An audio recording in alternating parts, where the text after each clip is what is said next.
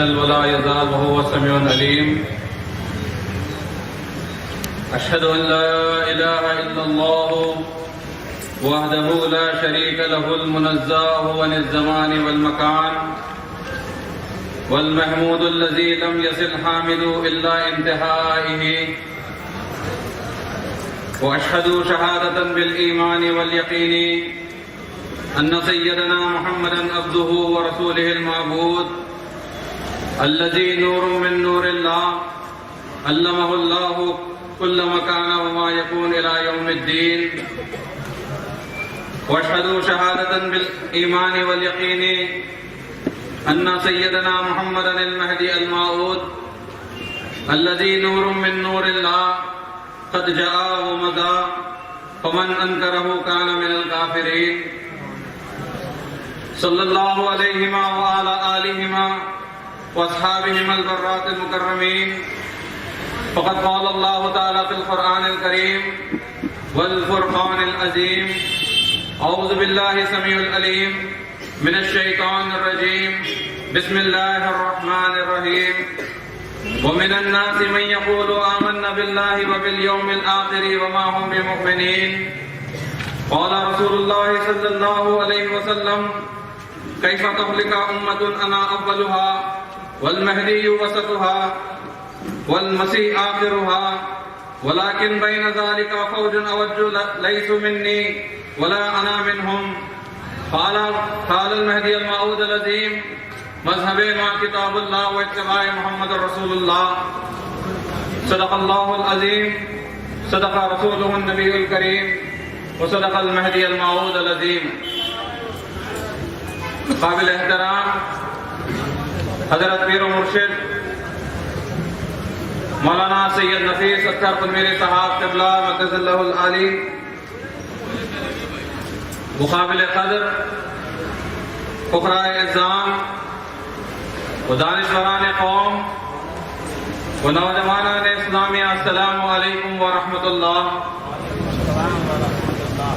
پروردگار عالم کہ وہ ذات مقدس ہے جو ہمیشہ سے ہے اور ہمیشہ رہے گا، وہی جلال و عظمت والا ہے، وہ رب العالمین جو ہر شے سے منزہ ہے، وہی قابل حمد ہے، اسی کی معرفت کے لیے ہم کو پیدا کیا گیا ہے.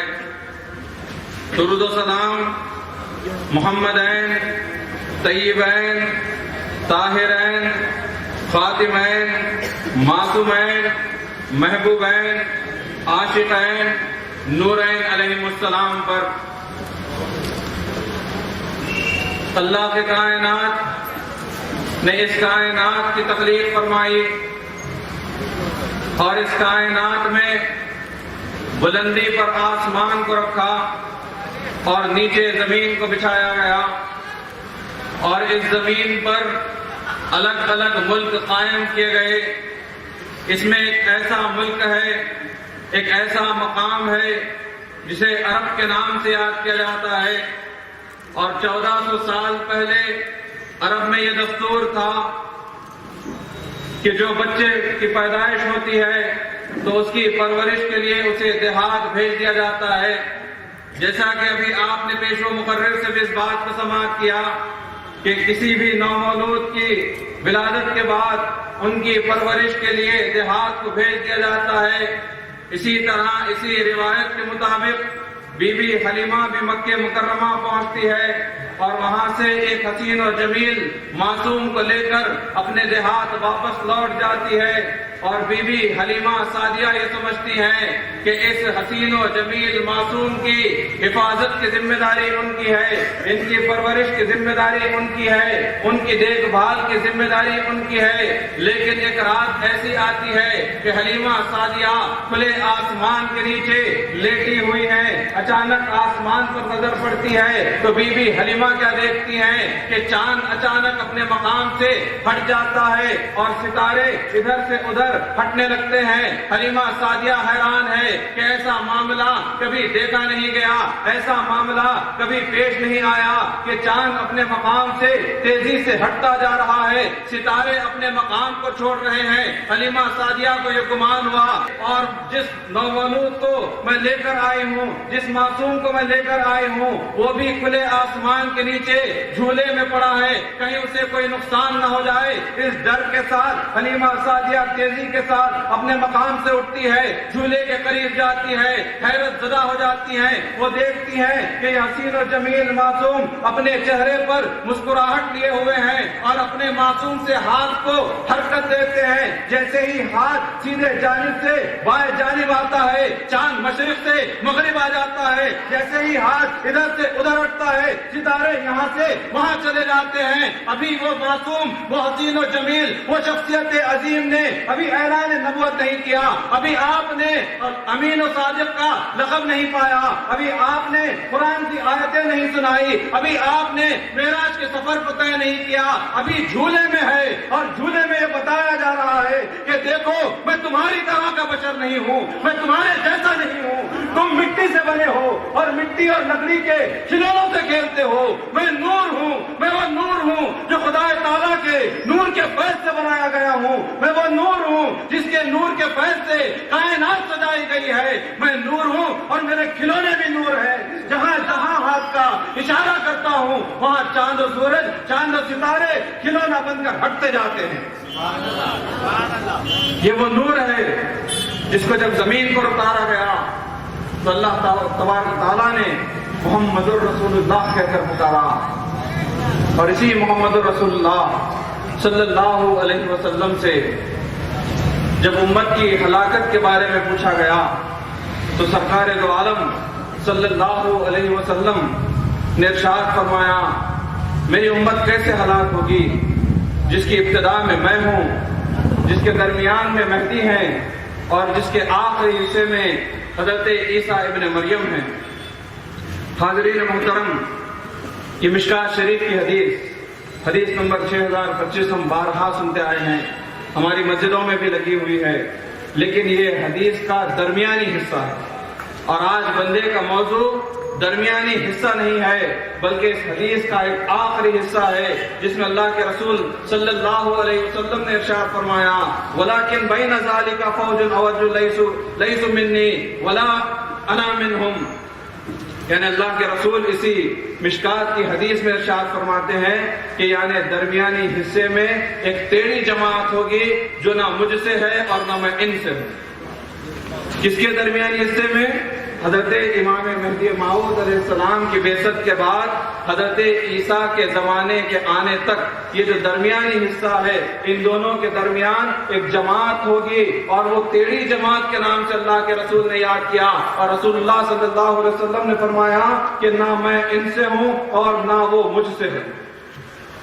اب آپ غور کریں کہ ایک ایسی جماعت ہوگی، ایک ایسی جماعت ہوگی جس سے رسول اکرم صلی اللہ علیہ وسلم اتنی بیزارگی کا مظاہرہ کر رہے ہیں، اللہ کے رسول کو ان سے اتنی نفرت ہے کہ اللہ کے رسول واضح اعلان کر رہے ہیں کہ نہ میں ان سے ہوں اور نہ وہ مجھ سے ہوں گے، وہ ٹیڑھی جماعت ہوگی۔ تو ہم کو یہ غور کرنا چاہیے کہ وہ کون سی جماعت ہوگی، تو بات بالکل واضح آپ کو نظر آئے گی، بات بالکل صاف نظر آئے گی کہ یہ وہی جماعت ہے جو گستاخ رسول ہے، یہ وہی جماعت ہے جو بے ادب ہے، یہ وہی جماعت ہے جن کے پاس نہ قرآن کا ادب ہے، یہ وہی جماعت ہے جن کے پاس نہ قبلے کا ادب ہے، یہ وہی جماعت ہے جن کے پاس نہ بزرگوں کا ادب ہے، یہ وہی جماعت ہے جن کے پاس نہ اولیاء کا ادب ہے، یہ وہی جماعت ہے جس کے پاس نہ رسول خدا کا ادب ہے، یہ وہی جماعت ہے جس کے پاس خود خدا کا ادب بھی نہیں ہے، یہ وہی ٹیڑھی جماعت ہے جس کے پاس کسی کا ادب نہیں ہے۔ اور ایسے ہی ان لوگوں کے لیے اللہ تبارک و تعالیٰ قرآن مجید میں سورہ بقرہ کی آیت نمبر 8 میں ارشاد فرما رہا ہے، وَمِنَ النَّاسِ مَن يَقُولُ آمَنَّا بِاللَّهِ وَبِالْيَوْمِ الْآخِرِ وَمَا هُمْ بِمُؤْمِنِينَ، اور لوگوں میں بعض وہ ہیں جو کہتے ہیں کہ ہم اللہ پر اور قیامت کے دن پر ایمان لائے، حالانکہ وہ ہرگز ایمان والے نہیں ہیں۔ غور کریں کہ خدا تعالیٰ کا کلام ہے، اور میں نوجوانوں سے درخواست کرتا ہوں کہ اس آیت مبارکہ کی روشنی میں اس بات کو سمجھے کہ ہر داڑھی والے کو دیکھ کر یہ نہ سمجھے کہ وہ ایمان والا ہے۔ خود اللہ فرما رہا ہے کہ نہ صرف داڑھی رکھ لینا بلکہ یہ اقرار کریں گے کہ ہم اللہ پر اور قیامت کے دن پر ایمان لاتے ہیں، لیکن خدا تعالیٰ واضح فرما رہا ہے کہ وہ ہرگز مومن نہیں ہے۔ اور قرآن کی ان آیتوں کو آپ سنتے جائیں اور دور حاضر کے حالات کو آپ دیکھتے جائیں، قرآن پورا کا پورا ماحول بیان کر رہا ہے۔ سورہ بقرہ کی آیت نمبر 9 میں آگے اللہ نے ارشاد فرمایا یخادعون اللہ والذین آمنوا وما یخدعون الا انفسهم وما یشعرون، وہ اللہ اور ایمان والوں کو دھوکہ دینا چاہتے ہیں، اتنے نادان ہیں کہ وہ خدا اور ایمان والوں کو دھوکہ دینا چاہتے ہیں، لیکن وہ حقیقت میں خود دھوکے میں ہے اور انہیں اس کا شعور بھی نہیں ہے۔ اس آیت مبارکہ میں وما یشعرون کے الفاظ خاص ہیں کہ ان نادانوں کو خود شعور ہی نہیں ہے کہ باطل عقائد رکھتے ہیں اور مکمل طور پر خود دھوکے میں ہے اور یہ خوش فہمی میں ہے کہ ہم دھوکہ دے رہے ہیں ایمان والوں کو۔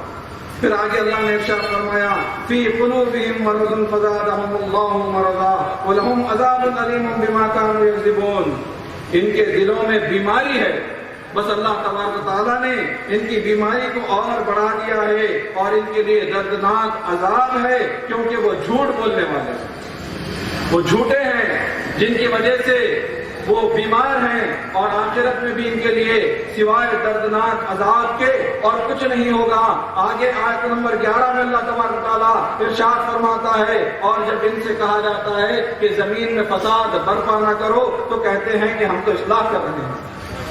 بڑی خاص بات اللہ تبارک و تعالیٰ نے آیت نمبر 11 میں فرمائی، اللہ نے فرمایا وَإِذْ قِيلَ لَهُمْ لَا تُفْسِدُوا فِي الْأَرْضِ قَالُوا إِنَّمَا نَحْنُ مُصْلِحُونَ، یہ فساد برپا کرتے ہیں اور پوچھا جائے تو کہتے ہیں کہ ہم تو اصلاح کر رہے ہیں۔ تم جس کو اصلاح کہتے ہو قرآن اسے فساد کہتا ہے، ہم قرآن کے ماننے والے ہیں، ہم بھی اسے فساد ہی کہیں گے۔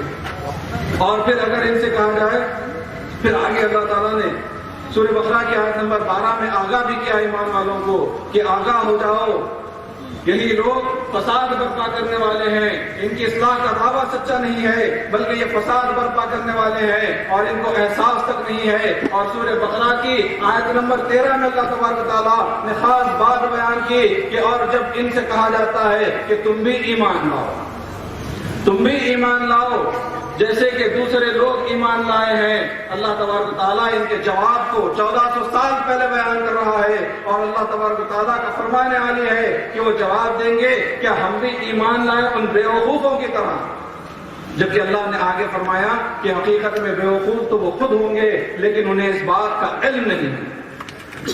سورہ بقرہ کی آیت نمبر 7 سے لے کر آیت نمبر 13 تک آپ دیکھیں کہ موجودہ حالات کی مکمل عکاسی ہو رہی ہے، سارا کا سارا معاملہ ہمارے سامنے ہے اور یہ فساد برپا کرنے والے ہیں کیونکہ یہ ٹیڑھی جماعت ہے۔ اب آپ سوال کریں گے کہ آپ انہیں کیوں فساد والے کہہ رہے ہیں، کیوں ٹیڑھی جماعت کہہ رہے ہیں؟ تو جواب بالکل صاف اور سیدھا، جو سیدھا کام کرے وہ سیدھی جماعت، جو ٹیڑھا کام کرے وہ ٹیڑھی جماعت ہوگی، اس میں کوئی الجھن والی بات نہیں ہے۔ جن کا کام ٹیڑھا ہے تو وہ ٹیڑھی جماعت ہوگی۔ اب ٹیڑھا کام کیا ہے؟ پہلے سیدھا کام سمجھیں کہ سیدھا کام کیا ہے تبلیغ کا، کہ جو لوگ مشرک ہوتے ہیں، جو لوگ بت پرست ہوتے ہیں، انہیں توحید کی دعوت دینی چاہیے، انہیں شرک سے بچانے کی کوشش کرنی چاہیے، یہ سیدھا کام ہے۔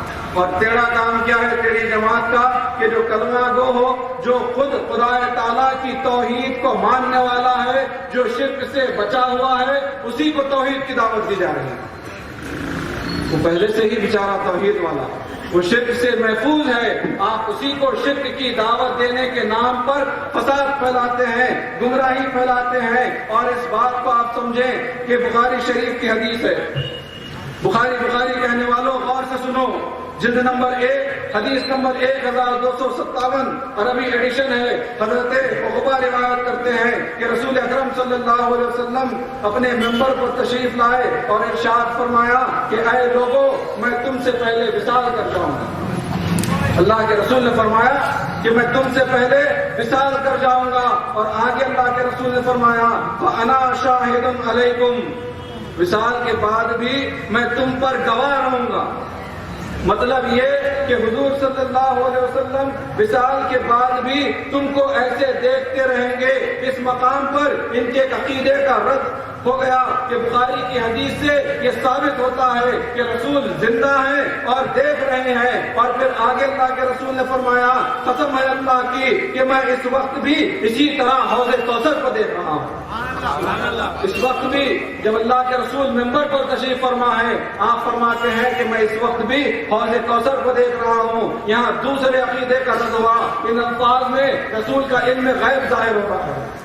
علم غیب ثابت ہوتا ہے کہ ممبر رسول پر کھڑے ہیں, عرب میں کھڑے ہیں اور حوض کوثر کو دیکھ رہے ہیں. اور ایسے ہی اللہ کے رسول نے نہیں کہا بلکہ فرمایا واللہ قسم اللہ کی کہ میرے پردہ کرنے کے بعد میرے دیکھنے پر شک نہ کرنا, بلکہ اللہ کی قسم کھا کر فرمایا کہ میں ایسے ہی تم کو دیکھوں گا جیسے کہ اب میں حوض کوثر کو دیکھ رہا ہوں.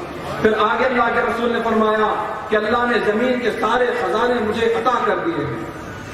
یہ بھی ان کے عقیدے کے خلاف بات ہے, یہ بھی اس عقیدے پر قائل نہیں ہے. اللہ کے رسول صلی اللہ علیہ وسلم جس کو چاہتے ہیں عطا کر سکتے ہیں. یہ صحیح عقیدہ اس حدیث کی روشنی میں سمجھ میں آتا ہے. اور آپ دیکھیں کہ بخاری کی حدیث سے ان کے کتنے عقیدوں کا رد ہو رہا. پھر آگے اللہ کے رسول صلی اللہ علیہ وسلم ارشاد فرماتے ہیں وہ انی واللہ بخاف علیکم. بڑی خاص بات ہے. اے لوگوں مجھے تم پر ذرا بھی خوف نہیں ہے ان تشرکوا بعدی کہ تم میرے بعد شرک میں مبتلا ہو جاؤ. اب اصل مضمون پر آئیے کہ میرے آقا تاجدار کائنات محمد رسول اللہ صلی اللہ علیہ وسلم ارشاد فرماتے ہیں, قسم کھا کے ارشاد فرماتے ہیں کہ مجھے اس بات کا ڈر نہیں کہ میرے بعد تم لوگ شرک میں مبتلا ہو جاؤ گے, بلکہ فرمایا وَلَكِنَّ خَافِي عَلَيْكُمْ أَن تَنَافُسُوا فِيهَا. مجھے ڈر تو یہ ہے کہ تم میرے بعد دنیا کی طلب میں لڑو گے. اب آپ بات کریں, اب رسول نے فرما دیا کہ تم شرک میں مبتلا نہیں ہوں گے. اللہ کے رسول نے واضح کر دیا کہ تم اب شرک میں مبتلا ہونے والے نہیں ہیں. جب اس بات کا ڈر ہی نہیں ہے تو اس بات کی تبلیغ کی کیا ضرورت ہے؟ جو کام ہونے والا ہی نہیں ہے آپ اسی کام کی طرف توجہ دیتے ہیں, اسی کام کی آپ تشہیر کرتے ہیں, جبکہ اللہ کے رسول صلی اللہ علیہ وسلم نے واضح طور پر فرما دیا کہ تمہیں لوگوں کو شرک سے بچانے کی کوشش نہیں کرنی چاہیے. شرک سے بچانے کی تحریک کی ابھی ضرورت نہیں ہے. ابھی ضرورت ہے تو دنیا طلبی سے بچانے کی تحریک کی ضرورت ہے. میں ان نادان وہابی محرکین کو پوری ذمہ داری کے ساتھ اس ذمہ دار اسٹیج سے دعوت دیتا ہوں, اگر تم تبلیغ کا سلیقہ سیکھنا چاہتے ہو تو آؤ امام مہدی کے غلاموں کے قدموں کی دھول کا صدقہ حاصل کرو اور لوگوں کو ترک دنیا کی تعلیم دو. کیونکہ اللہ کے رسول نے فرمایا کہ مجھے میرے بعد تمہارے مشرک ہونے کا ڈر نہیں ہے, بلکہ ڈر کس بات کا ہے؟ تو اللہ کے رسول نے فرمایا مجھے ڈر یہ ہے کہ تم میرے بعد دنیا طلبی میں لڑو گے. تو جس بات کا خدشہ ہے اس سے روکنا چاہیے. امام مہدی نے ترک دنیا کی تعلیم دی اور رسول کا جو خدشہ تھا اس سے دنیا کو دور کیا, دنیا طلبی سے دور کیا, اور یہ صحیح معنی میں تبلیغ کا طریقہ ہمارے سامنے پیش کیا.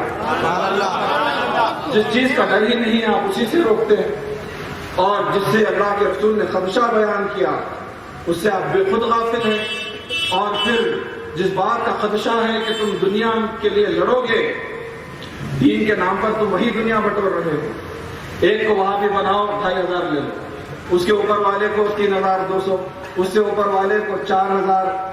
یہ بالکل واضح بات ہے, کوئی چھپی ڈھکی بات نہیں ہے. پورا کا پورا ایک سیریز ہے, 2500, 3200, 4000 دنیا بٹوری جا رہی ہے. خدا کا خوف کرو, اللہ سے ڈرو. دین کے نام پر حرام کی کمائی کما رہے ہیں. یہ تمہاری حرام خوری کا خدشہ اللہ کے رسول کو تھا. اللہ کے رسول نے اسی لیے فرمایا کہ میرے بعد ڈر یہ ہے کہ تم دنیا کے لیے لڑو گے. یہ لوگ صرف لڑ نہیں رہے ہیں بلکہ یہ 2500, 4000 کے لیے لوگوں کو لڑا بھی رہے ہیں. گھر گھر میں پھوٹ پڑ رہی ہے, ہر جگہ فساد برپا ہو رہا ہے چھوٹی سی رقم کے لیے. اللہ کے رسول صلی اللہ علیہ وسلم نے واضح طور پر ان کی تمام باتوں کو ہمارے سامنے پیش کر دیا. اور پھر ایک بڑی عجیب بات ہے کہ ہر ایک ان کی نظر میں مشرک, ہر ایک کو مشرک کا سرٹیفکیٹ بانٹنا شروع, جو ملا مشرک. مزیدار بات یہ ہے ان کے پاس کہ شرع کے اصول کے اعتبار سے مکروہ, ناجائز, مباح کچھ بھی نہیں ہے. صرف 2 ہی چیزیں جانتے ہیں, شرک, بدعت. شرع میں اصول ہے مباح ہوتا ہے، مکروہ ہوتا ہے. ان کے پاس نہ مباح ہے نہ مکروہ ہے، سیدھے شرک ہے، بدعت ہے. یا رسول اللہ کوئی کہہ دے مشرک، قرآن کو اپنا امام کہہ دے، رسول اکرم صلی اللہ علیہ وسلم کو خیر البشر کہہ دے، مشرک. یہ عجیب کہانی ہے، عجیب بات ہے. اور خاص بات آپ کے سامنے عرض کروں کہ بار بار ان کا سوال ہے کہ بخاری میں بتاؤ. ابھی جو آپ نے حدیث سنی وہ بخاری شریف کی تھی، اور اگر آپ تفسیر کی بات کریں گے تو یہ کہیں گے کہ تفسیر ابن کثیر لے آؤ. یہ مفت میں بانٹتے بھی ہیں. ہم کہتے ہیں کہ بانٹنا بہت ہو گیا، ابھی کبھی کھول کے پڑھا بھی کرو، پڑھ بھی لیا کرو. تفسیر ابن کثیر میں جلد نمبر 2 سورہ اعراف کی آیت نمبر 175 کی تفسیر میں ابن کثیر لکھتے ہیں، اس آیت مبارکہ کی تفسیر کے لیے ایک حدیث کو آپ نے درج کیا ہے. صفحہ نمبر 245 ہے. حضرت حذیفہ رضی اللہ تعالیٰ عنہ سے روایت ہے، رسول اللہ صلی اللہ علیہ وسلم نے فرمایا کہ لوگوں، مجھے تم میں اس شخص کے تعلق سے ڈر ہے جو قرآن کی خوب تلاوت کرے گا. اب بغور سماعت کریں، اللہ کے رسول فرما رہے ہیں اس شخص کے تعلق سے ڈر ہے جو قرآن کی خوب تلاوت کرے گا. وہ پھر اسلام کی چادر اوڑھے گا، چہرے پر اسلام کی جھلک ہوگی، اور پھر اللہ جہاں چاہے گا اسے لے جائے گا. پھر اچانک اللہ اس کو گمراہ کر دے گا، کر دے گا. غور سے سنیں کہ رسول اکرم صلی اللہ علیہ وسلم نے آگے کیا ارشاد فرمایا ہے. اور آگے ارشاد فرماتے ہیں کہ وہ اسلام کی چادر کو اتار کر پھینک دے گا، پھر وہ اپنے پڑوسی پر تلوار اٹھائے گا اور کہے گا کہ تم مشرک ہو. وہ پڑوسی کو کہے گا کہ تم مشرک ہو، مشرک ہونے کی تہمت لگائے گا. پھر صحابی فرماتے ہیں کہ میں نے پوچھا اللہ کے رسول سے، اے نبی صلی اللہ علیہ وسلم، مشرک کون ہوگا؟ جس کو شرک کا طعنہ دیا جا رہا ہے وہ، یا دینے والا ہے وہ؟ صحابی نے سوال کیا. اس حدیث کو آسان کرنے کے لیے ایک مثال کے ذریعے آپ کو سمجھا دیتا ہوں کہ ایک اچھا بڑا انسان جو نمازی ہوتا ہے، اچانک وہاں سے یہاں کا مصلی ہو جاتا ہے. یہاں کا مصلی ہوتا ہے، قرآن کی خوب تلاوت کرتا ہے، چہرے پر اسلام کی علامت بھی ظاہر ہو جاتی ہے. ابھی نیا مصلی ہے، ابھی راز کی باتیں کھلی نہیں ہیں. اور جب راز کی بات کھلتی ہے، جب وہ پوری طرح ان کا گرویدہ ہو جاتا ہے، ان پر یقین ہو جاتا ہے، تو اس کیفیت کو اللہ کے رسول نے فرمایا پھر اللہ اسے گمراہ کر دیتا ہے. وہ پڑوسی پر تلوار اٹھاتا ہے، اور پڑوسی کو، یعنی مثال کے اعتبار سے اگر ہم یہاں کی مثال لیں تو مہدوی کو مشرک کہتا ہے. سامنے سے آواز آتی ہے یہ مہدوی مشرک ہے. صحابی نے پوچھا تھا کہ یا رسول اللہ مشرک کون ہوگا؟ کہنے والا ہوگا یا جس کو کہا جا رہا ہے وہ ہوگا؟ اللہ کے رسول نے واضح فرما دیا کہ وہی گمراہ ہوگا، وہی بدبخت ہوگا، وہی مشرک ہوگا جو دوسروں کو مشرک کہتے ہوئے پھرتا رہے گا. مشرک کا سرٹیفکیٹ بانٹنے والا خود مشرک ہوگا. ان کے پاس شرک کی تعریف کیا ہے؟ کیوں مشرک؟ تو شرک کی تعریف بھی ہونی چاہیے نا. شرک کی تعریف یہ ہے کہ کسی قبر پر اگر آپ نشانی لگا دیں تو شرک. قبر پر کسی بھی حضیرے میں جائیں، قبر پہ کوئی نشانی لگا دے، خبر بنا دے، نام کی تختی لگا دے، تو ان کے پاس شرک ہے. یہ فتویٰ جاری کرنے سے پہلے یہ تو سوچو کہ یہ اللہ کے رسول صلی اللہ علیہ وسلم کی سنت ہے. تم سنت کو شرک کا نام دے رہے ہو، تم خود کتنے بڑے مشرک ہو. ہم اس کو آگے دیکھیں گے کہ ان کی توحید کا کیا عالم ہے اور یہ خود کتنے بڑے مشرک ہے. اس سے پہلے حدیث کو ہم سماعت کریں. سنن ابو داؤد کی حدیث ہے، جلد نمبر 2 حدیث نمبر 1429 میں بیان کیا گیا ہے کہ حضرت عثمان بن مظعون رضی اللہ تعالیٰ عنہ کا وصال ہو گیا. خود اللہ کے رسول صلی اللہ علیہ وسلم نے آپ کی تدفین فرمائی، اور جب مٹی زمین کے برابر ہو گئی، یعنی مزار مبارک میں حضرت عثمان کو اتارا گیا، اوپر سے مٹی ڈالی گئی. جب مٹی زمین کے برابر ہو گئی تو اللہ کے رسول نے صحابہ کو حکم دیا کہ جاؤ ایک بڑا پتھر لے کر آؤ تاکہ عثمان بن مظعون کی مزار پر نشانی لگائی جا سکے. اللہ کے رسول نشان لگانے کا حکم دیتے ہو اور تم کہتے ہو کہ جو نشان لگاتا ہے وہ مشرک ہے. کس پر الزام لگایا جا رہا ہے؟ حدیث آگے بڑھتی ہے کہ صحابہ اس صحرا میں ڈھونڈتے ہیں، ایک وزندار پتھر نظر آتا ہے، صحابہ مل کر اٹھانے کی کوشش کرتے ہیں لیکن وہ اتنا وزنی ہوتا ہے کہ اٹھتا نہیں. بارگاہ رسالت مآب میں حاضر ہوتے ہیں، کہتے ہیں یا رسول اللہ صلی اللہ علیہ وسلم ایک پتھر نظر آ رہا ہے، بہت وزن ہے، اٹھتا نہیں ہے۔ اللہ کے رسول صلی اللہ علیہ وسلم خود اس پتھر کے پاس پہنچ جاتے ہیں، جو پتھر صحابہ مل کر اٹھا نہ سکے اللہ کے رسول تنہا اسے اٹھا لیتے ہیں۔ حضرت عثمان بن مظعون رضی اللہ تعالیٰ عنہ کی مزار پر نشانی کے طور پر لگاتے ہیں اور فرماتے ہیں کہ اگر اہل بیت سے، میرے گھرانے سے کسی کا انتقال ہوگا تو میں حضرت عثمان کی مزار کے پاس اس کا دفن کروں گا۔ یہ حدیث مبارکہ ہے، لیکن تم کو یہ حدیث سمجھ میں نہیں آئے گی۔ ٹیڑھی جماعت کہاں سیدھی بات سمجھ میں آئے گی؟ تمہارا فتویٰ تو یہ ہے کہ مسلمانوں کی مزاروں کو مٹا دینا چاہیے، اور آپ کو معلوم ہونا چاہیے کہ اس فتوے کی وجہ سے ہزاروں کی تعداد میں انہوں نے اصحاب رسول کی مزاروں پر بلڈوزر چلایا۔ جنت المالا میں صحابہ کی مزار کے اوپر سے سڑک بنا دی گئی ہے۔ ہماری روح کانپ جاتی ہے یہ الفاظ کہتے ہوئے کہ اصحاب رسول کی مزاروں پر یہ جوتے اور چپل پہن کر اس پر سے گزر جاتے ہیں، اور حیرت مجھے ان لوگوں کی عقل پر ہوتی ہے جو ان کے پیچھے بھاگ رہے ہیں۔ کس کے پاس جا رہے ہیں؟ انتہائی بے ادب صحابہ کی مزاروں کو جس نے توڑا ہے، صحابہ کی مزاروں پر روڈ کو تعمیر کیا ہے، سڑک کو تعمیر کیا ہے، جس کے صحابہ کی مزاروں پر سے یہ چلتے ہوئے گزر جاتے ہیں۔ ان اتنے بے ادب لوگوں کے پیچھے آپ جانا چاہتے ہیں؟ حیرت کی بات ہے۔ اور پھر بخاری کی ایک اور حدیث، آپ دیکھیں کہ یہ صرف نام بخاری بخاری ہے، بخاری بھی کھول کر پڑھتے رہیے۔ بخاری کی حدیث اگر پڑھ لیتے تو یہ بات نہیں ہوتی۔ جلد نمبر 1 ہے بخاری کی حدیث نمبر 1301 ہے۔ حضرت سفیان تمار سے روایت ہے کہ مزار کیسی ہونی چاہیے، یہ لوگ توڑنے کا فتویٰ دیتے ہیں۔ میں آپ کے سامنے اس بات کو عرض کر رہا ہوں کہ خود حضور محمد رسول اللہ صلی اللہ علیہ وسلم کی مزار کیسی ہے، اور ظاہر سی بات ہے کہ رسول اللہ کی مزار صحابہ نے بنائی ہے، اپنے مقدس ہاتھوں سے بنائی ہے۔ تو حضرت سفیان تمار رضی اللہ تعالیٰ عنہ، امام بخاری نے درج کیا ہے، ان سے روایت ہے، فرماتے ہیں کہ ہم نے محمد رسول اللہ صلی اللہ علیہ وسلم کی زیارت کے لیے جب ہم تشریف لے گئے تو ہم نے دیکھا کہ اللہ کے رسول کی مزار اونچی بنائی گئی تھی جیسے کہ اونٹ کی پیٹھ ہوتی ہے۔ صحابہ نے اونٹ کی پیٹھ کی طرح خود آقا انعامدار محمد رسول اللہ صلی اللہ علیہ وسلم کی مزار تعمیر کی ہے، اور تم کہتے ہو کہ مزاروں کے نشان نہیں ہونے چاہیے، مزار اونچی نہیں ہونی چاہیے۔ اب سب سے مشہور ہنگامہ شرک کا، جو محدودیوں کو جو شرک کا ٹائٹل دینے کی کوشش کی جا رہی ہے، وہ آپ کے سامنے پیش کر رہا ہوں۔ سب سے مشہور ہنگامہ یہ ہے کہ ہم زیارت کو جاتے ہیں، زیارت پہ جاتے ہیں، اسی لیے شرک۔ اب آپ دیکھیے الحاکم المستدرک جلد نمبر 4 حدیث نمبر 8636، حضرت داؤد ابی صالح رضی اللہ تعالیٰ عنہ سے روایت ہے کہ مروان ایک شخص تھا۔ یہ بات قابل غور ہے کہ مروان کون تھا؟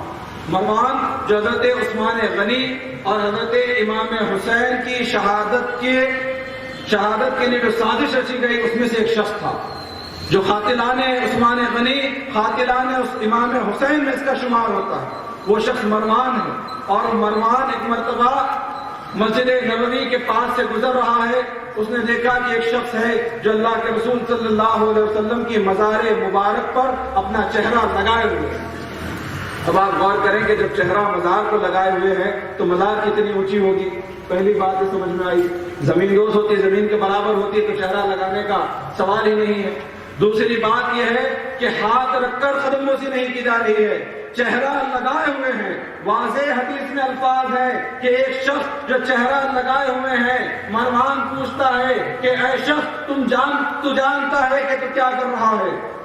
مروان جو قاتلان امام حسین ہے، قاتلان عثمان غنی میں اس کا شمار ہوتا ہے، وہ سوال کر رہا ہے کہ اے شخص تو جانتا ہے کہ تو کیا کر رہا ہے؟ جیسے ہی مروان کی آواز آتی ہے وہ صحابی رسول اپنا چہرے انور مزار رسول سے ہٹاتے ہیں۔ کتنے ادب سے بیٹھے ہوں گے کہ اللہ کے رسول کی مزار پر اپنی آنکھیں لگا کر بیٹھے ہوئے تھے۔ مروان کی آواز سنی، چہرے کو اٹھایا، مروان حیرت زدہ ہو گیا کہ دیکھا کہ کوئی عام انسان نہیں ہے بلکہ جلیل القدر صحابی حضرت ایوب انصاری رضی اللہ تعالیٰ عنہ ہے، اور حضرت ایوب انصاری جب مروان کی آواز سنتے ہیں تو جلال کے ساتھ جواب دیتے ہیں کہ ہاں میں خوب جانتا ہوں کہ میں کیا کر رہا ہوں، میں اللہ کے رسول کی زیارت کے لیے آیا ہوں، کوئی مٹی کے ڈھیر کے پاس نہیں آیا۔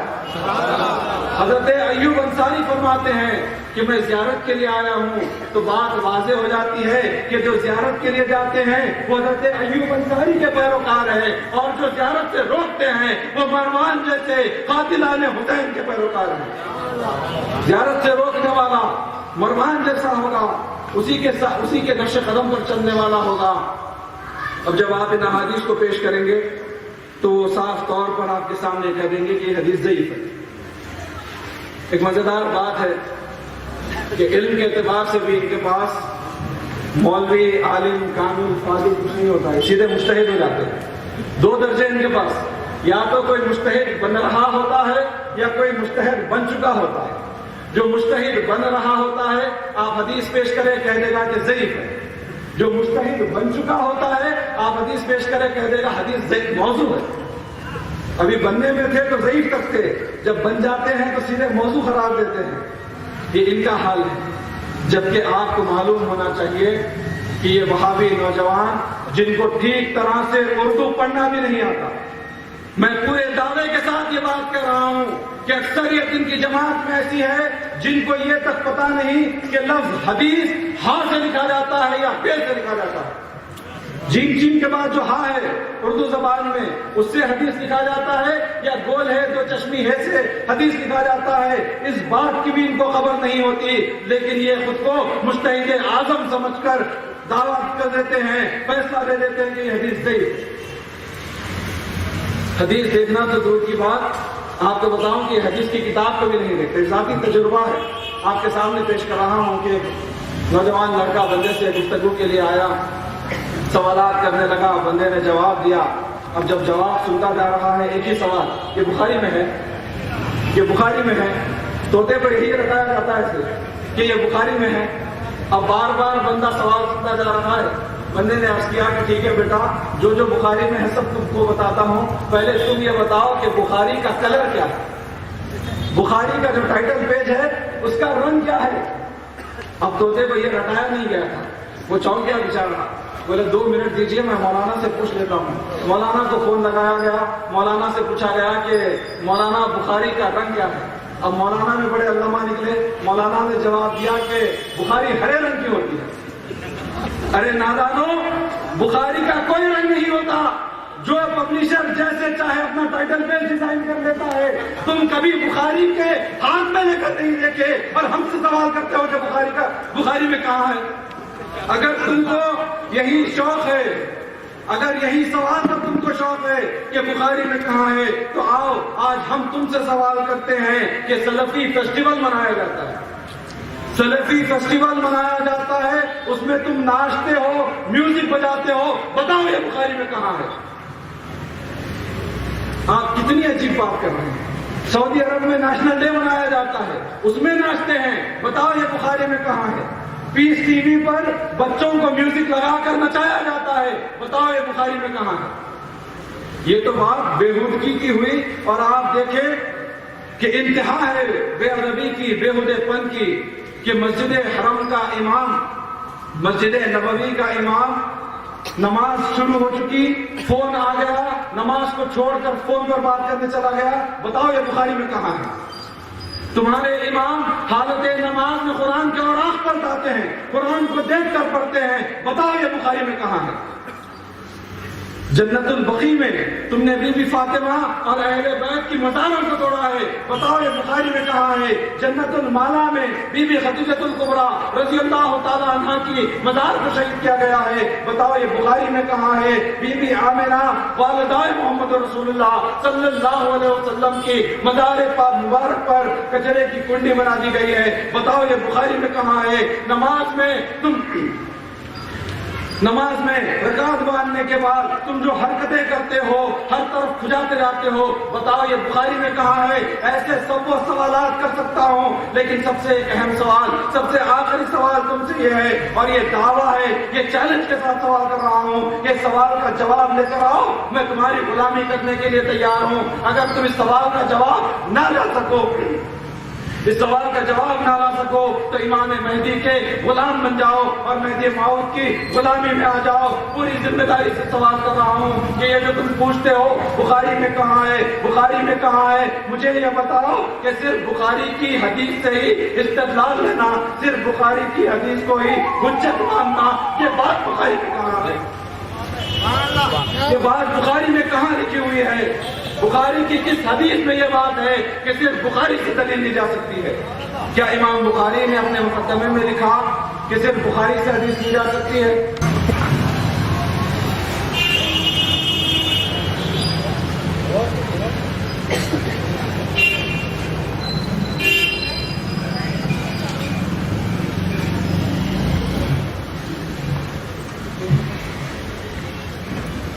تم زندگی بھر تلاش کرو گے تب بھی اس کا جواب نہیں دے سکو گے۔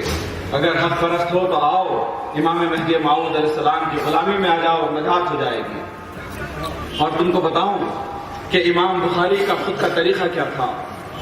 ایک روایت میں بیان کیا جاتا ہے کہ امام بخاری رحمۃ اللہ علیہ ایک حدیث لینے کے لیے بڑا لمبا سفر طے کرتے ہیں، راوی کے پاس پہنچ جاتے ہیں، راوی آپ کے لیے وضو کا انتظام کر دیتے ہیں۔ امام بخاری رحمۃ اللہ علیہ وضو بنا رہے ہیں اور اچانک دیکھتے ہیں کہ راوی قبلے کے رخ تھوک دیتے ہیں۔ کعبے کے سامنے نہیں ہے، مسجد حرم میں نہیں ہے، کافی دور ہیں، قبلے کی طرف رخ کر کے راوی نے تھوک دیا۔ امام بخاری نماز ادا کرتے ہیں، واپس اپنی سواری پر سوار ہو جاتے ہیں، وہ دوڑتے ہوئے آ کر سوال کرتے ہیں کہ حضرت آپ تو اتنا لمبا سفر طے کر کے آئے تھے حدیث لینے کے لیے، بغیر حدیث لیے کہ آپ کہاں روانہ ہو رہے ہیں؟ امام بخاری نے فرمایا کہ جس کے پاس قبلے کا احترام نہیں ہے اس سے حدیث میں لینا پسند نہیں کرتا۔ امام بخاری کا فیصلہ یہ ہے کہ جو قبلے کا احترام نہیں کرتا اس سے حدیث نہیں لینا چاہیے۔ تم مسجد حرم میں بیٹھ کر قبلے کی طرف پیر کرتے ہو، تمہارے پاس قبلے کا احترام نہیں ہے تو امام بخاری کے فیصلے کے مطابق تمہیں بھی کوئی حق نہیں ہے کہ تم پوچھو کہ بخاری میں کہاں ہے۔ قبلے کا ادب تمہارے پاس نہیں، امام بخاری کا فیصلہ ہے، انہوں نے حدیث لیا نہیں، تم سنو نہیں، یہی تمہارے لیے بہتر ہے۔ اور پھر شرک کی جو بات کی جا رہی تھی، ابھی جو ہم کو بدنام کرنے کی ناپاک کوشش تھی اس کا جواب بندے نے آپ کو دیا۔ اب آپ دیکھیں کہ خود ان کا کیا حال ہے، دوسروں کو مشرک کہنے والے خود کس قدر شرک میں مبتلا ہیں۔ سب سے پہلے شرک کے معنی ہم سمجھیں، شرک کہتے کسے ہیں؟ شرک خدا تعالیٰ کے برابر کسی کو سمجھنا شرک ہے، خدا تعالیٰ کے جیسا کسی کو سمجھنا شرک ہے، خدا کی ذات کے جیسا کسی کو سمجھنا یہ شرک ہے۔ تو آپ دیکھیں کہ جس نے الزام لگایا کہ کوئی رسول کو خیر البشر مانے تو وہ مشرک، رسول کو جو ہے عام آدمی کے برابر نہ مانے تو وہ مشرک، یہ کیسی بات ہے کہ اگر رسول کو کوئی خیر البشر مان لے تو نعوذ باللہ اس کے یہ معنی ہے کہ رسول نعوذ باللہ خدا کے برابر؟ ہرگز نہیں۔ اب شرک کیا ہے آپ نے سمجھ لیا کہ خدا کے برابر کہنا شرک ہے۔ اب ایک کتاب جس کا نام فتاوی حدیثیہ، اس کے صفحہ نمبر 116 پر وہابی جماعت کے سربراہ ابن تیمیہ کے قول کو نقل کیا گیا۔ آپ دیکھیں کتاب کا نام فتاوی حدیثیہ، صفحہ نمبر 116، ابن تیمیہ کے قول کو نقل کیا گیا ہے۔ ابن تیمیہ نے لکھا کہ اللہ جسم رکھتا ہے، نعوذ باللہ، اللہ جسم رکھتا ہے، نعوذ باللہ۔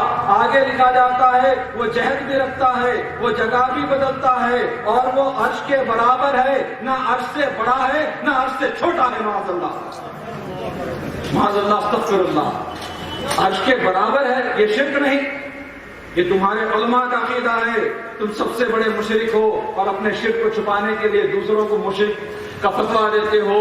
ابن تیمیہ نے واضح لکھ دیا ہے کہ ان کا عقیدہ یہ ہے کہ اللہ تبارک تعالیٰ نعوذ باللہ ثم نعوذ باللہ عرش کے برابر ہے۔ ان کے پاس ایک اور عقیدہ ہے کہ اللہ تبارک تعالیٰ دنیا میں موجود نہیں ہے بلکہ صرف عرش پر ہے۔ صرف عرش پر ہے، اور اس بات کو بھی انہوں نے اپنی کتابوں میں لکھا ہے۔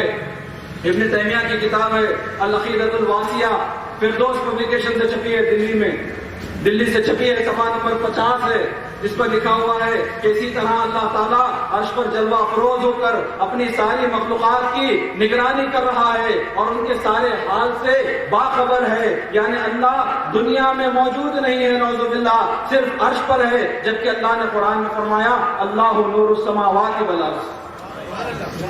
قرآن کہہ رہا ہے اللہ زمین و آسمان کا نور ہے، تم کہہ رہے ہو کہ اللہ زمین پر نہیں صرف عرش پر ہے۔ ان کی ایک اور مشہور کتاب تقویۃ الایمان، اب آپ اس کتاب کا پہلے عرض ناشر پڑھیں، وہیں پر دماغ حیران ہو جاتا ہے۔ عرض ناشر میں لکھا جاتا ہے کہ قرآن مجید کے بعد دنیا میں سب سے پڑھی جانے والی کتاب تقویۃ الایمان۔ نعوذ باللہ، ان کے پاس قرآن کے بعد نہ بخاری شریف، نہ کوئی حدیث کی کتاب، نہ کوئی اور کتاب۔ سب سے معتبر، سب سے پڑھی جانے والی کتاب کیا ہے؟ تقویۃ الایمان۔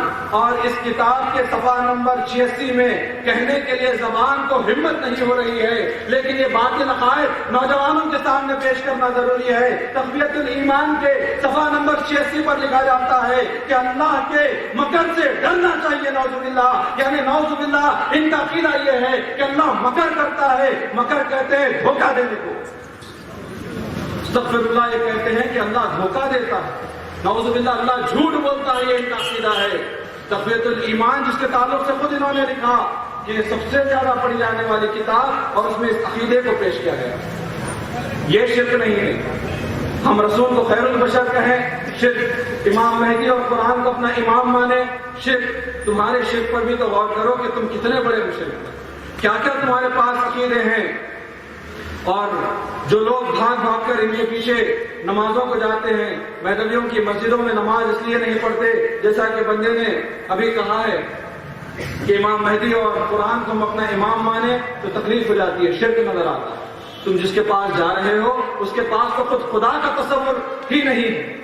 ان کا خدا نعوذ باللہ ایسا خدا ہے جو جھوٹ بھی بولتا ہے، ایسا خدا ہے جو مکر بھی کرتا ہے، ایسا خدا ہے جس کا جسم بھی ہے، نعوذ باللہ معاذ اللہ، ایسا خدا ہے جس کا وزن بھی ہے۔ اور ان کے علماء نے لکھا کہ اللہ تبارک و تعالیٰ کا نعوذ باللہ ثم نعوذ باللہ وزن بڑھتا بھی ہے اور کم بھی ہوتا ہے، اور یہاں تک بات بےہودگی بھی کی گئی ہے کہ جب اللہ کا وزن بڑھتا ہے تو انہوں نے لکھا کہ عرش کرسی وزن بڑھنے کی وجہ سے کرسی میں چرچر کی آواز آتی ہے۔ کتنے بڑے مشرک ہیں، کیا کیا تمہارے عقائد ہیں، پورے کے پورے عقائد گندگی پر مبنی ہیں۔ اسی لیے کہتا ہوں کہ یہ پورے وہابیت کے جو جہلا ہیں پورے کے پورے جاہل ہیں۔ وہابیوں میں کوئی عالم نہیں ہوتا، ذمہ داری کے ساتھ کہہ رہا ہوں۔ ابھی تک آپ نے سنا ہوگا کہ وہابیوں میں کوئی ولی نہیں ہوتا، وہابیوں میں کوئی شہید نہیں ہوتا۔ یہ بات بھی ذہن نشین کر لے کہ وہابیوں میں کوئی عالم نہیں ہوتا، کیونکہ اگر وہ عالم علم حاصل کرے، قرآن کو سمجھے، حدیث کو سمجھے، تو پھر وہ وہابی نہیں رہے گا۔ تو اسی لیے جو علم حاصل کر لیتا ہے وہ وہابی نہیں ہوتا، اور جو وہابی ہوتا ہے وہ عالم نہیں ہو سکتا، وہ پورا کا پورا جاہل ہوتا ہے۔ اور ساتھ ساتھ خالی نہ ہو جائیں گے، اور ساتھ ساتھ ہم کو اس بات کو بھی ذہن میں رکھنا چاہیے، ہم کو دعوت دی جاتی ہے، ہمارے نوجوانوں کو گمراہ کیا جاتا ہے کہ تمہارے پاس اتحاد نہیں ہے۔ پہلے تم اپنے اندر تو جھانکو۔ ہم کو اتحاد کی دعوت دینے والوں، اگر کوئی بدقسمتی سے ان کی مسجد میں چلا گیا ہوگا تو اس نے دیکھا ہوگا کہ جب یہ نماز کے لیے کھڑے ہوتے ہیں تو کوئی آپ کو ملے گا جو سینے پر ہاتھ باندھا ہوا ہے، کوئی ملے گا جو ناک پر ہاتھ باندھتا ہے، کوئی آپ کو ملے گا جو پیٹ اور ناک سینے کے درمیان میں ہاتھ باندھتا ہے۔ تم ہاتھ باندھنے پہ ابھی تک متحد نہیں ہوئے، ہم کو اتحاد کی دعوت دیتے۔ تمہارا ہیڈ کوارٹر سعودی عرب، جہاں سے سارا مال کی تقسیم ہو رہی ہے، رمضان کے مہینے میں لائیو ٹیلی کاسٹ ہوتا ہے کہ عرب میں مسجد حرمین میں 20 رکعت تراویح پڑھائی جاتی ہے۔ یہاں حیدرآباد میں تم پرچے بانٹتے ہو، 8 رکعت تراویح پڑھنی چاہیے۔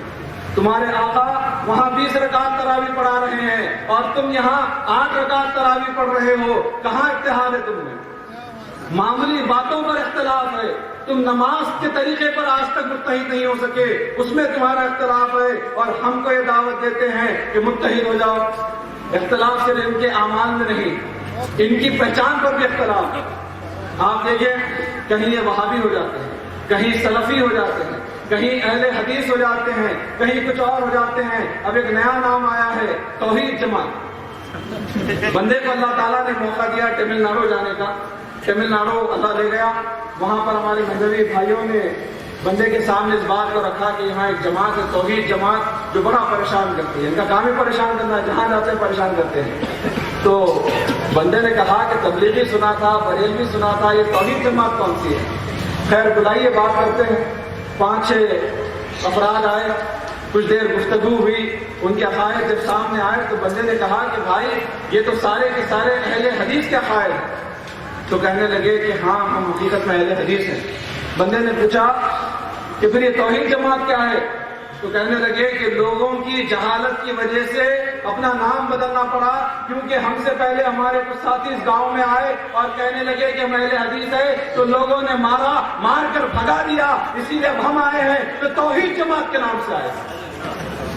ارے ڈرپو کو مخنث کی خصلت رکھنے والوں، تم کو بتاؤں کہ مرد کیسا ہوتا ہے۔ اکبر کا دربار ہے، 100 سے زیادہ علماء مقابلے میں ہے، ضعیف العمر ہونے کے باوجود، رکوع کی حالت میں تکلیفوں کو برداشت کرنے کے باوجود، قید خانے کی صحبتوں کو برداشت کرنے کے باوجود، حضرت مصطفیٰ گجراتی رحمت اللہ علیہ نے فرمایا کہ میں مہدوی ہوں، ہرگز ان نامردوں کے پیچھے نماز نہیں پڑھوں گا۔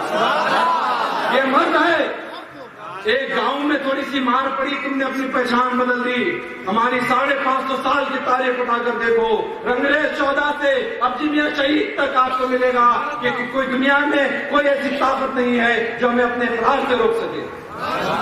ہم نے تلواروں کے سائے میں اپنے عقیدے کا اعلان کیا ہے، موت کو سامنے رکھ کر ہم نے اپنے عقیدے کا اعلان کیا ہے، بادشاہوں کے دربار میں ہم نے اپنے عقیدے کا اعلان کیا ہے۔ یہ مردانہ صفت ہے۔ اور ایک گاؤں میں مار پڑ گئی تو تم نے اپنا نام بدل لیا۔ کتنے ڈرپوک ہو۔ یہ ڈر اس لیے کہ تمہیں مخلوق کا ڈر ہے، اور ہم نڈر اس لیے کہ ہمیں خالق کا ڈر ہے۔ ہم جب خالق سے ڈرتے ہیں تو دنیا میں کوئی ہم کو ڈرا نہیں سکا۔ تم مخلوق سے ڈرتے ہو، تمہیں ڈر ہے کہ کہیں دنیا آنا بند نہ ہو جائے، کہیں جو مال آتا جا رہا ہے سعودی سے اور انگریزی حکومتوں کے پاس سے وہ کہیں بند نہ ہو جائے، اسی لیے سارے کے سارے کام کرتے چلے جاتے ہیں، اور ہر جگہ جہاں جاتے ہیں وہاں پر بھی یہی بات ہے۔ تمل ناڈو میں بھی یہی کہا کہ نعوذ باللہ ثم نعوذ باللہ رسول اکرم صلی اللہ علیہ وسلم زندہ نہیں ہے۔ ہر جگہ یہی بےہودہ پن پھیلانا ان کا کام ہے۔ اب ہمارے نوجوان بھی بیچارے پریشان ہو جاتے ہیں، کیا دلیل ہے کہ رسول اللہ زندہ ہے؟ قرآن بڑی مشکل ہے، لگتا مشکل ہے، حقیقت میں ہے نہیں۔ حدیث کیسے پڑھیں؟ تو چلیے آسان طریقہ ہے کہ رسول اکرم صلی اللہ علیہ وسلم کی زندگی کو ثابت کرنے کے لیے ابھی قرآن کی ضرورت نہیں، پہلے حدیث کی بھی ضرورت نہیں ہے۔ سب سے بنیادی بات آپ کے سامنے پیش کر دیتا ہوں۔ پہلے مثال کو ہم سمجھ لیں کہ اگر کوئی ایک آدمی زید ہے اور وہ تقریر کر رہا ہے، زندہ ہے، تو آپ کہیں گے کہ زید ایک اچھا مقرر ہے۔ زید مر جاتا ہے تو آپ کہیں گے کہ زید ایک اچھا مقرر۔ ہاں، کوئی بھی سمجھدار آدمی زید کے مرنے کے بعد یہ نہیں کہے گا کہ زید اچھا مقرر ہے۔ اچھا مقرر ہے اسی وقت کہا جائے گا جب زید زندہ ہے، زندگی کی علامت کی وجہ سے کہا جائے گا کہ زید اچھا مقرر ہے۔ ہم مانتے ہیں کہ ہمارے آقا محمد رسول اللہ صلی اللہ علیہ وسلم زندہ ہے، اسی لیے ہم کلمہ پڑھتے ہیں، لا الہ الا اللہ محمد رسول اللہ، نہیں ہے کوئی معبود سوائے اللہ کے، محمد اللہ کے رسول ہیں۔ جو مانتا ہے کہ نعوذ باللہ اللہ کے رسول مر گئے، وہ اپنا کلمہ بدلے اور پڑھے کہ محمد اللہ کے رسول تھے۔ بنیادی بات ہے، کلمہ رسول کی زندگی کو ظاہر کر رہا ہے کہ اللہ کے رسول زندہ ہیں، آج بھی زندہ ہیں، 1400 سال پہلے عرب میں بھی زندہ ہیں۔ اب آپ دیکھیں ایک اور غلط عقیدہ ان کا مشہور ہے، آپ نے سنا ہوگا کہ جو مر جائے اس پر درود مت پڑھو، سلامتی کی دعا مت کرو۔ غور سے سنیں اور اسے سمجھنے کی کوشش کریں کہ کیسے کیسے عجیب عقائد ہیں کہ جو مر جائے اس پر درود نہ پڑھو، جو مر جائے اس پر سلامتی کی دعا نہ کرو۔ اور پھر دوسرا عقیدہ آپ نے سنا کہ نعوذ باللہ ثم نعوذ باللہ، ان کا یہ ماننا ہے کہ رسول اللہ مر گئے۔ نعوذ باللہ تم مانتے ہو کہ رسول اللہ مر گئے، پھر تم مانتے ہو کہ جو مر جائے اس پر درود نہ پڑھو، تو پھر ہر نماز میں قاعدے میں بیٹھ کر کیوں درود پڑھتے ہو؟ اگر تمہارا عقیدہ سچا ہے تو پہلے نمازوں سے درود کو نکالو۔ کہاں کہاں کیا کیا کرو گے آخر؟ تو صحیح بات یہی ہے کہ توبہ کرو، سب سے آسان کام۔ نہ تم کلمہ بدل سکتے ہو، نہ نماز سے درود نکال سکتے ہو، آسان کام ہے کہ توبہ کرو، اپنے باطل عقیدے کو چھوڑ دو اور حق کی طرف آ جاؤ۔ اور خاص طور پر میں ان مرتدین سے مخاطب ہوں کہ غور کرو کہ کس کے پاس جا رہے ہو، کیسے ان کے عقائد ہیں، اور ان سے خاص طور پر درخواست کرتا ہوں کہ ان کی گمراہی کے شکنجے میں نہ پھنس جاؤ، یہ تم کو دنیا میں بھی نقصان کو چھوڑ دیں گے اور آخرت تو نقصان کی ہونی ہی ہے۔ کیا تمہیں یاد نہیں کہ حال ہی میں 2 نادان جو ان کے گمراہی کے شکنجے میں گرفتار ہو گئے، جو گمراہ ہو گئے، مذہبیت سے انکار کر دیا، انہوں نے دہشت گرد کے الزام میں ان کو پھنسایا، ایک آج بھی جیل میں ہے اور ایک پولیس کے ہاتھوں مارا گیا۔ وہابی ٹیررزم پوری دنیا میں مشہور ہے، ہم نہیں، غیر قوم کہنے لگ گئی ہے، غیر قوم کہتی ہے۔ امریکہ میں ایک اسپیچ دی گئی ہلری کلنٹن کی جانب سے، اور اس نے کہا کہ ہماری جنگ مسلمانوں سے نہیں ہے بلکہ وہابی ٹیررزم سے ہے۔ میں مذہبی نوجوانوں سے پرخلوص درخواست کرتا ہوں کہ اپنے آپ کو سنبھالو، یہ تمہاری دنیا بھی برباد کریں گے، آخرت بھی برباد کریں گے۔ اگر تم اپنی آخرت کو سدھارنا چاہتے ہو، دنیا کو بہتر بنانا چاہتے ہو، تو ایک ہی راستہ ہے، اور وہ راستہ قوم مہدویہ کا راستہ ہے۔ اور آپ سے بڑے ادب کے ساتھ گزارش کرتا ہوں کہ آپ کو جو پوچھنا ہے آپ بلا جھجک پوچھ سکتے ہیں، آدھی رات کو پوچھ سکتے ہیں، بندے یا بندے کے کسی بھی ساتھی سے، یا کوئی بھی مہدوی جو مرشدین کے صحبت میں رہا ہے، جو بزرگان دین کا فیض حاصل کیا ہوا ہے۔ بہت سارے نوجوان ساتھی بھی ہمارے اس محلے میں ہیں، کسی سے بھی آپ پوچھیں، معلومات کریں، وہ لوگ آپ کو مہدویت کے بارے میں جواب دیں گے، آپ کو سمجھائیں گے۔ چھوٹی چھوٹی شکایتوں کی وجہ سے اپنا عقیدہ نہ بدلو، چھوٹی چھوٹی کنفیوژن کی وجہ سے، بدگمانیوں کی وجہ سے ایسی جماعت میں نہ چلے جاؤ جس کے تعلق سے اللہ کے رسول نے فرمایا کہ یہ ٹیڑھی جماعت ہے، نہ میں ان سے ہوں اور نہ یہ مجھ سے ہے، ان سے بچو۔ اور میں ساتھ ساتھ ان افراد سے بھی بڑے ادب اور احترام کے ساتھ ان کے سامنے بھی یہ بات واضح کر دوں جن کو ہماری تقاریر سے اعتراض ہے، بڑے انتہائی ادب و احترام کے ساتھ یہ واضح کر دینا چاہتا ہوں کہ ہمارے ہر لفظ کے ذمہ دار ہم خود ہیں، ہر لفظ کے ذمہ دار ہم خود ہیں۔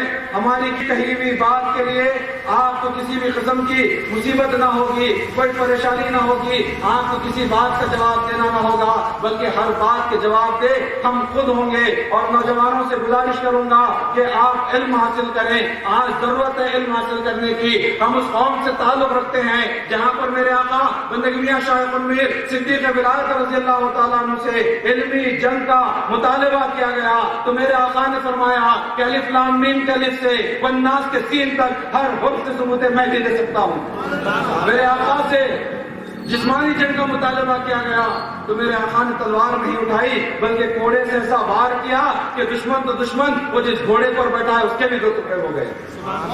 ہم ڈرپوکوں کی قوم سے تعلق نہیں رکھتے، ہم مردوں کی قوم سے تعلق رکھتے ہیں۔ تو لہذا خدارا علم حاصل کرو۔ اور اس کے ساتھ ساتھ نجدیوں سے یہ کہنا چاہوں گا کہ اپریل 2014 میں ایک کتاب شائع ہوئی رہبر رواں صدی، جس میں برادرم سید قنویر مہدوی صاحب جب ان کی عمر صرف 24 سال کی تھی، عمر سے لیے بتا رہا ہوں کہ 24 سال کا امی مہدوی 100 سوالات رہبر رواں صدی میں کیے گئے ہیں، 2.5 سال گزر چکے ہیں، آج تک ایک کا جواب تم نہیں دے سکے۔ اگر تم حق پر ہو، اگر تم مردانہ صفت رکھتے ہو تو رہبر رواں صدی اٹھاؤ، آخری باب میں جو 100 سوالات دیے گئے ہیں اس کا جواب لے کر آؤ۔ ہمیشہ سوال کرتے ہو، کبھی جواب بھی دینے کسی کو، کبھی تو جواب دو۔ ہم تو جواب دیتے آئے ہیں اور دیتے رہیں گے، جب سوال ہوگا ہم جواب دیتے رہیں گے، کیونکہ ہمارے آقا مہدی موعود علیہ السلام کا طریقہ ہے کہ مہدی موعود علیہ السلام کے پاس ایک عالم آیا، سوال پر سوال کرنے لگا، میرے آقا خلیفۃ اللہ ہونے کے باوجود جواب دیتے جا رہے ہیں۔ ایک صحابی نے فرمایا کہ میران جی کیوں جھک کرتے ہیں، یہ ماننے کے لیے نہیں آیا۔ میرے آقا خلیفۃ اللہ مہدی موعود علیہ السلام نے ارشاد فرمایا کہ اللہ نے بندے کو جھک کرنے کے لیے ہی بھیجا۔ ہم ہر سوال کا جواب دینے کے لیے تیار ہیں، اور پوری ذمہ داری کے ساتھ یہ چیلنج کر رہا ہوں کہ تم کتابوں کے انبار لے کر آ جاؤ، تم حیدرآباد کے تمام جوہلا کو جن کو تم عالم سمجھتے ہو ان کو لے کر آ جاؤ، ہندوستان کے کسی کونے سے لے کر آ جاؤ یا دنیا کے کسی کونے سے لے کر آ جاؤ، ایک اکیلا یہ مہدوی تمہارے ہر سوال کا جواب دے گا اور تم کو ہرا کر واپس بھیجے گا۔ اس دعوے میں کوئی غرور نہیں ہے، اس دعوے میں کوئی تکبر نہیں ہے، اس دعوے کا مطلب یہ نہیں کہ بندہ بہت بڑا عالم ہے، یہ دعویٰ اس یقین اور اعتماد کے ساتھ اس لیے کر رہا ہوں کہ میں یہ نہیں مانتا کہ بندہ بہت بڑا عالم ہے جو ہر ایک کو جواب دے سکتا ہے، بلکہ میں یہ مانتا ہوں کہ پوری دنیا بھی اگر مقابلے میں آ جائے، کتابوں کے انبار لگا دیے جائیں، پورے دنیا کے علماء بھی جمع ہو جائے، تب بھی مہدویت کو غلط ثابت نہیں کیا جا سکتا، کیونکہ یہ دعویٰ اس یقین پر کیا جا رہا ہے کہ میرا مہدی اتنا سچا ہے کہ دنیا میں کوئی اسے جھوٹا ثابت نہیں کر سکتا۔ یقین اپنے علم پر نہیں، یقین میرے مہدی پر ہے، یقین مہدی کی تعلیم پر ہے، یقین مہدی کے دعوے پر ہے، یقین ثانیہ مہدی پر ہے۔ ثانیہ مہدی نے دائروں کو الگ کیا اور ساری دنیا میں مہدویت کا ڈنکا بجایا۔ یقین بندگی میاں کی شہادت پر ہے، یقین بندگی میاں کے کٹے ہوئے سر پر ہے۔ وآخر الدعوانا الحمدللہ رب العالمین۔